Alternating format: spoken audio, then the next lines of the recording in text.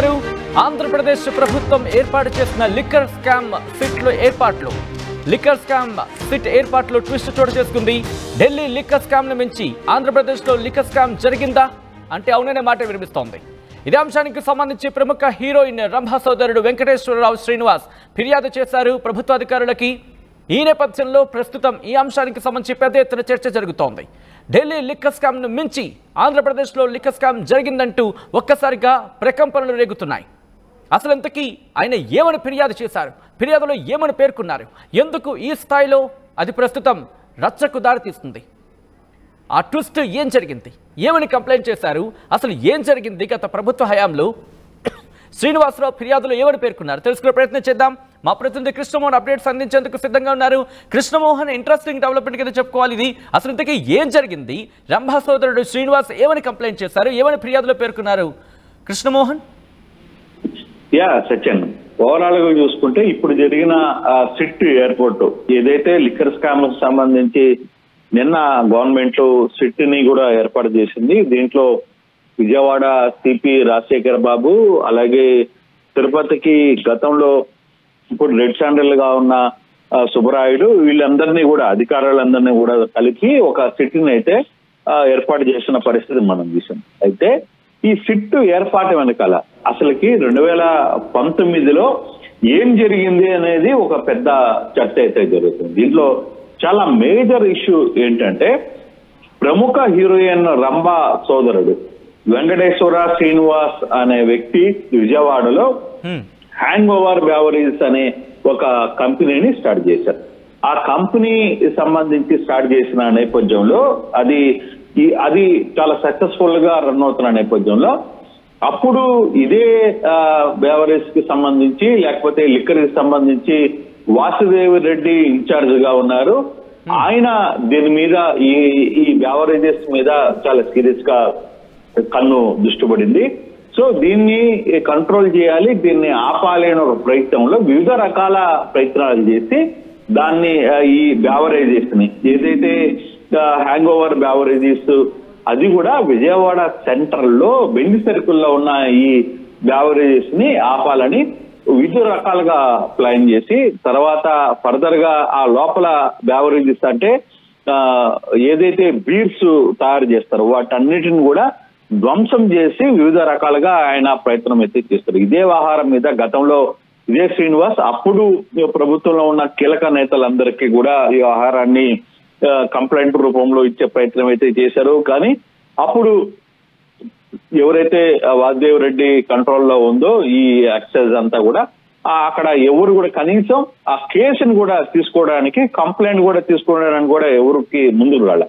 So ఇదే వ్యవహారం మీద ఆయన ఇదే వ్యవహారాన్ని ఇప్పుడు ప్రభుత్వం మారిన తర్వాత ఆ ప్రభుత్వ అధికారులందరికీ కూడా ముఖేష్ కుమార్ మీనా కావచ్చు, లేకపోతే సీఎం కావచ్చు, వీళ్ళన్నింటికి కూడా పూర్తి స్థాయిలో ఈ కంప్లైంట్ గతంలో ఏం జరిగింది, అసలుకి ఇక్కడ జరిగిన స్కామ్ అంటే ఓవరాల్ గా 2019 నుంచి 2024 వరకు వైసీపీ నేతలు, ఎక్సైజ్ అధికారులు, ఏపీ బెవరేజ్ కార్పొరేషన్ అధికారులను బెదిరించి భారీగా ఎంత పెద్ద ఎత్తున ప్రజాజనాన్ని లూటీ చేశారు అనే అంశాన్ని, అలాగే ఇవన్నీ సంబంధించిన పాత బ్రాండ్లన్నింటినీ కూడా రద్దు చేసి బలవంతంగా వాటి స్థానంలో కొత్త బ్రాండ్లను తెచ్చే ప్రయత్నం చేయడం కావచ్చు, అలాగే బ్రాండింగ్ కిల్లింగ్ కావచ్చు, న్యూ బ్రాండింగ్ ప్రమోషన్ కావచ్చు, వీటి పేరుతో కొత్త వాటిని అన్నింటిని కూడా తీసుకొని వచ్చి బెదిరించే ప్రయత్నం చేయొచ్చు. వీటన్నిటి వ్యవహారం మీద పెద్ద ఎత్తున ఆయన చాలా సార్లు కంప్లైంట్ ఇచ్చిన పరిస్థితి. కానీ గత ప్రభుత్వం వ్యవహారం మీద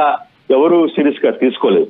కానీ ఇప్పుడు వరకు ఈ వ్యవహారాన్ని ఆయన కూడా బయటకు వచ్చి ఎవరితో మాట్లాడన ప్రయత్నం చేయలేదు, ఎవరు రంభ సోదరుడు వాసు. కానీ ఈ రోజు జరిగిన ఇష్యూలో ఏదైతే నిన్న ప్రభుత్వం వ్యవహారాన్ని పూర్తిగా కూడా తెర మీదకి తెచ్చే ప్రయత్నం అయితే చేసింది. అందులో సిట్టింగ్ కూడా ఏర్పాటు చేసి దీంట్లో అసలు ఏం జరిగింది, దీని వెనకాల ఎవరున్నారు, వాసుదేవ్ రెడ్డి బిహేవియర్ కావచ్చు, అప్పుడున్న ఎక్సైజ్ అధికారులు తెచ్చిన తీరు కావచ్చు, వీటన్నిటి మీద కూడా అసలు ఏం జరిగింది అనే దాని మీద కొంత ఎంక్వైరీ చేయడానికి సిద్ధమైతే జరిగింది.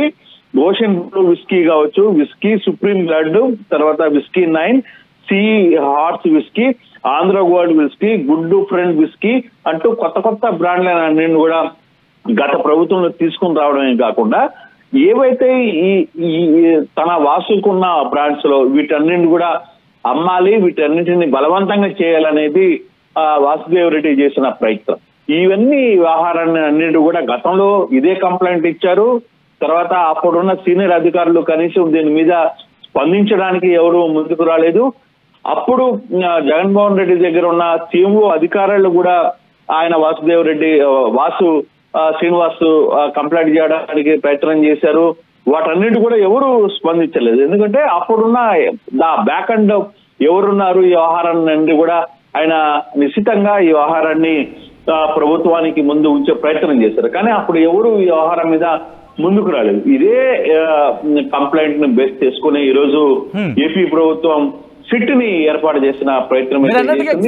ఇప్పుడు ఈ అంశాన్ని అంటే ఈ లెటర్ ని పరిగణలోకి తీసుకుంటున్న నేపథ్యంలో ప్రస్తుతం ఏమైనా చర్యలకు దిగడం జరిగిందా? ఆ వ్యక్తులకు సంబంధించి కొన్ని పేర్లు కూడా మెన్షన్ చేస్తున్న నేపథ్యంలో వాళ్ళ మీద చర్యలకు దిగిందా, లేకపోతే ఇంకా ఎంక్వైరీ దశలో ఉందనుకోవాలా? ఎంక్వైరీకి సంబంధించి పూర్తిగా జరిగిన తర్వాత ప్రభుత్వానికి నివేదిక ఇచ్చిన తర్వాత అప్పుడు యాక్షన్లకు దిగే అవకాశం ఉందా?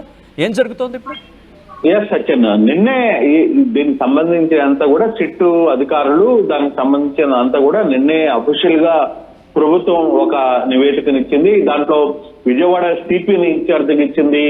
తర్వాత తిరుపతిలో గతంలో పనిచేసిన సుబ్రాయుడిని ఇన్ఛార్జ్ గా పెట్టారు. కొంతమంది సీనియర్ అధికారులను అందరూ కూడా ఇన్ఛార్జ్ గా పెట్టిన పరిస్థితి. ఇదే వ్యవహారం మీద కూడా జగన్మోహన్ రెడ్డి కూడా ఈ రోజు స్పందించిన వ్యవహారం కూడా ఉంది.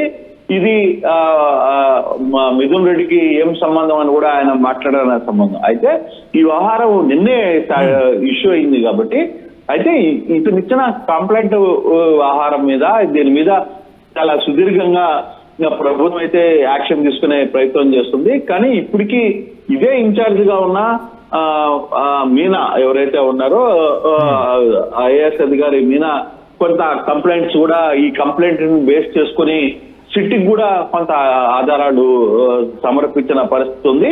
చూడాలి. అయితే ఇది ఎంతవరకు సిట్టు దీని మీద సీరియస్ యాక్షన్ తీసుకుంటుంది. బిఫోర్ దీని వెనకాల ఉంది అంటే ఒక ప్రముఖ హీరోయిన్ తమ్ముడు కూడా ఇక్కడ వాదించే వ్యవహారం చేశారు. దాని వెనకాల అంటే వాసుని ఇబ్బంది పెట్టడమే కాదు, చాలా విధాలుగా మానసికంగా ఇంకో రకంగా కూడా ఆయన ఇబ్బంది పెట్టే ప్రయత్నం గత పాలకులు చేశారనేది వాసు చాలా క్లియర్ గా ఈ వ్యవహారంలో ఈ రిపోర్ట్ లో చెప్తున్న పరిస్థితి అయితే కనపడుతుంది. చూడాలి ఇంకో 2-3 రోజుల్లో ఇప్పుడు సిట్ ఏర్పడిన సిట్ ఏ విధంగా దీని మీద యాక్షన్ తీసుకోబోతుంది, మద్యం పాలసీలో జరిగిన వ్యవహారాలు కావచ్చు, మద్యంలో జరిగిన అవకతవకల విషయంలో ఏ విధంగా ముందుకు వెళ్తుంది అనేది 2-3 రోజుల్లో అసలు విషయం బయటకు వచ్చే పరిస్థితి మనకు కనపడుతుంది. సత్యం. రైట్ కృష్ణమోహన్, ఇంట్రెస్టింగ్ డెవలప్మెంట్ కింద చెప్పుకోవాలి. ఎందుకంటే ఆంధ్రప్రదేశ్ ప్రభుత్వం ఏర్పాటు చేసిన లిక్కర్ స్కామ్ సిట్ ఏర్పాట్లు ట్విస్ట్ చోటు చేసుకుంది. ఢిల్లీ లిక్కర్ స్కామ్ ను మించి ఆంధ్రప్రదేశ్లో లిక్కర్ స్కామ్ జరిగిందా అంటే అవుననే మాట వినిపిస్తోంది. ప్రముఖ హీరోయిన్ రంభా సోదరుడు వెంకటేశ్వరరావు శ్రీనివాస్ అదే అంశానికి సంబంధించి ఫిర్యాదు చేశారు. 2019 నుంచి 2024 మధ్య భారీ స్కామ్ జరిగినట్లు ఆధారాలతో సహా కూటమి ప్రభుత్వానికి ఫిర్యాదు చేశారు శ్రీనివాస్.